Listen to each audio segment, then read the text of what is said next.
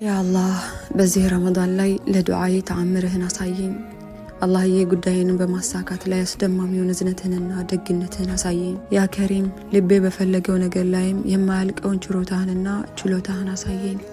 አላህዬ አይከፈትም ብዬ ያሰብኩትን በር ክፈትልኝ። ያ ረዛቅ የሪዝቅና የስኬት በርንም ክፈትልኝ። ዱዓዬን ተቀበለኝ፣ ርዝቄንም አስፋልኝ። አቅምም ብርታትም ያንተ ብቻ ነውና ጌታዬ እዘንልኝ። ያ ጀባር ያ ዘልቅወት ልመቲን የልቤ ጠጋኝ ልቤን ያማረ መጠገንን ጠግንልኝ። ያ ኢላሂ ያላሰብኩትን ሪዝቅ አፍስብኝ። ሳይዘገይ በቅርቡ ሰፊ የሆነውን ሪዝቅ ረዝቀኝ። ያ ኢላሂ አንተ የሰፊ ሪዝቅ ባለቤትና የማይሻልቅና ባለቤት ሆይ ከሰፊው ስጦታ ረዝቀኝ። ያላየሁትን ያላሰብኩትን ያለኝንም ባርክልኝ። አላህ ሆይ ካንተ የሆነን በረካን እለምንሃለሁ።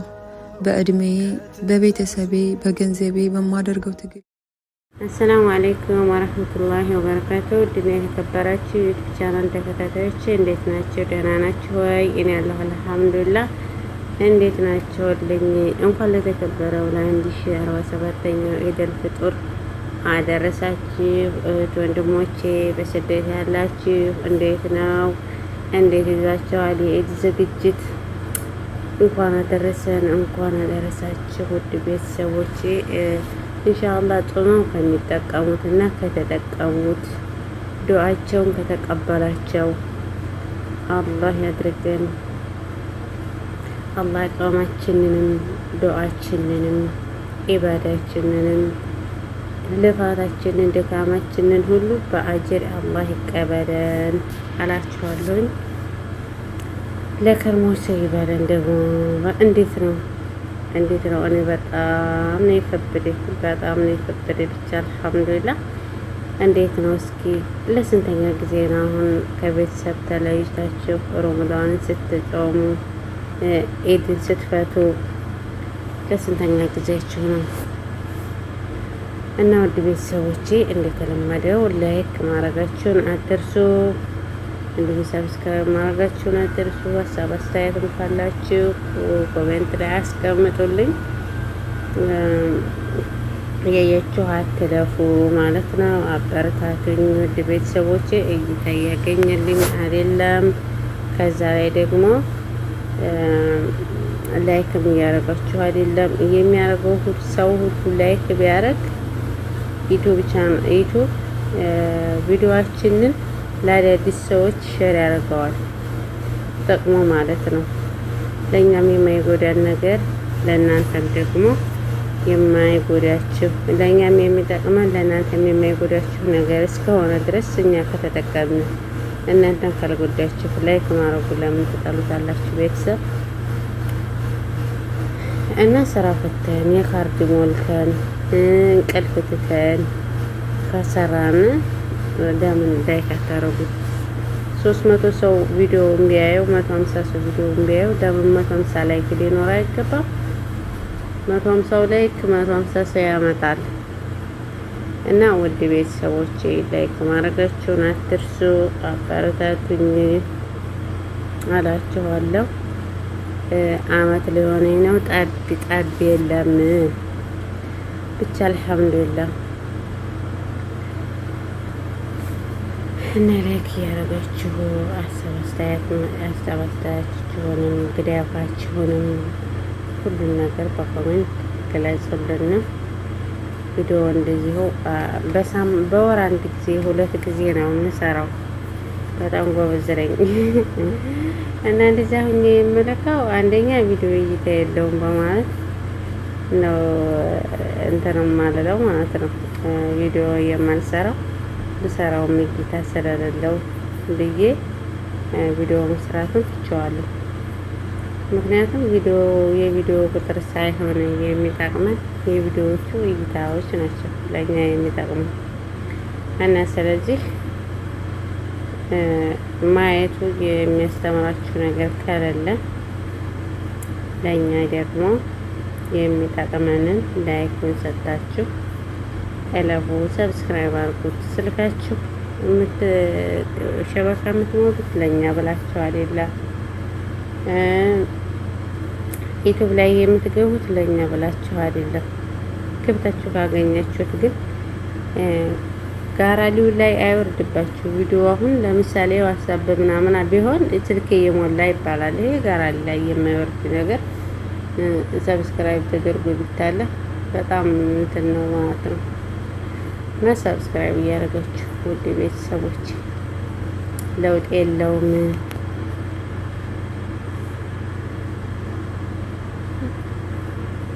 ተስፋ እንዳታስቆርጡ። አሁን ጫፍ ጫፍ ጫፍ ጫፍ ላይ ደርሻለሁ ማለት ነው። ጫፍ ጫፍ ጫፍ ላይ ደርሻለሁ። ብቻ አላህ ላይ ተያሱ ብሏል። ተስፋ አልቆርጥም ብዬ ነው እንጂ በጣም ነው ያስጠላል። ምክንያቱም ዩቲዩብ የራሱ የሆነ ችግር ሳይሆን የመስሪያ ሰዓት ሳጣ፣ ቪዲዮ የማዘጋጅበት ሰዓት ሳጣ። አሁን ይሄን የማወራችሁ እንትን ነው የማዘጋጅበት ሰዓት ሳጣ።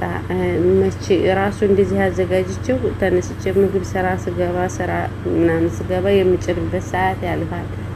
ብቻ አልሐምዱሊላህ አላህ የኛንም ህይወት ኢንሻአላህ ነገ የተሻለ አላህ ያርግልን። አላህ ይጠብቃችሁ፣ አላህ ይጠብቀን አላችኋለሁ ውድ ቤተሰቦችን እና ነገ የነገው ይሻላል እና ነገ ይስተካከላል በማለት ዛሬን ይዘናል ዳይዴይ ማለት እና 50 ሎሚ ለአንድ ሰው ሸህሙ ነው፣ ለ50 ሰው ደግሞ ጌጡ ነው ይባላል። እና ስለዚህ እናንተ በስልካችሁ ብቻ ሰው መርዳት የሚያስፈልገው ማለት ነው። ይገርመኛል ሀበሻ ስንባል አንድ ሰው ታሞ ተጎድቶ ሙቶ ምናምን በጣም ከጥቅም ውጭ ሆኖ ራሱን ስቶ ሲወድቅ ከኛ በላይ አዛኝ የለም፣ ከኛ በላይ አዛኝ የለም። ግን ያን ሰው ቆሞ ለመስራት እየተዳደ እያለ እየተንቀሳቀሰ እየሞከረ እያለ እንዳልወድቅ አንሱ ሲል ለማንሳት የማንሞክረው ነገር በጣም ነው የሚገርመኝ። እና ስለዚህ ይህን ነገር ከራስ ጀምሮ ስራን የሚሰራን ሰው ማበረታታት ነው ያለባችሁ።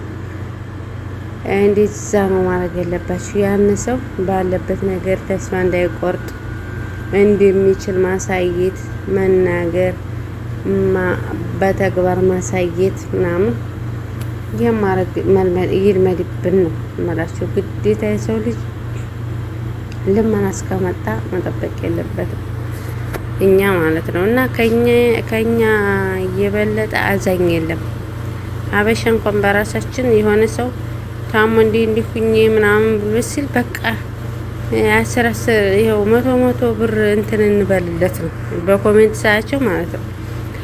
እስኪ እንደዚህ ብለን የጉርብ እንሰርላ 100 ብር እንቻለው መኪና እንግዛ ያለ ባጃጅ እንደዛ ከመባሉ በፊት መጀመሪያ ምናልባት በ50 ሰው በ60 የታየ ቪዲዮ ብቻ ኖሮት ይሆናል አበረታቱኝ እያለ እና ሰው እስከወደቀ መጠበቅ የለብንም።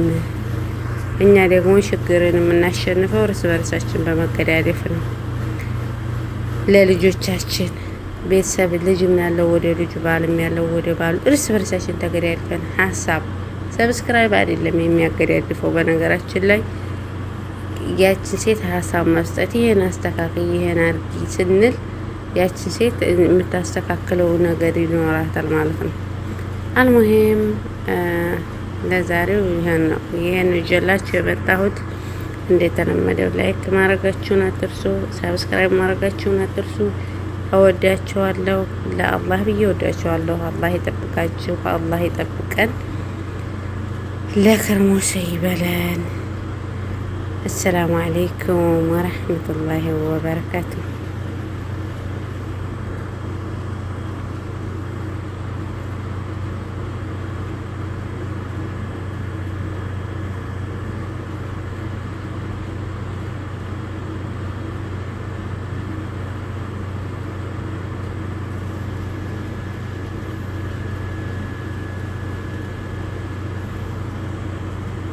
نعم.